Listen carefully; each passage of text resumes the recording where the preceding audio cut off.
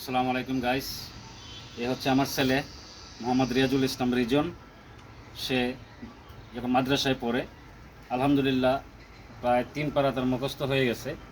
আপনাদের সকলের দোয়া করবেন তার জন্য, সে যেন ভবিষ্যতে একজন বড় ধরনের হাফেজ হতে পারে। তো আজকে সে চাইছে আপনাদের মাধ্যমে কিছু কোরআনের আয়াত তিলাওয়াত করে শোনাবেন। হ্যাঁ, রিয়াজুল ইসলাম রিজন, শুরু করো তাহলে। জুড়ে أعوذ بالله من الشيطان الرجيم بسم الله الرحمن الرحيم تبارك الذي بيده الملك وهو على كل شيء قدير الذي خلق الموت والحياة ليبلوكم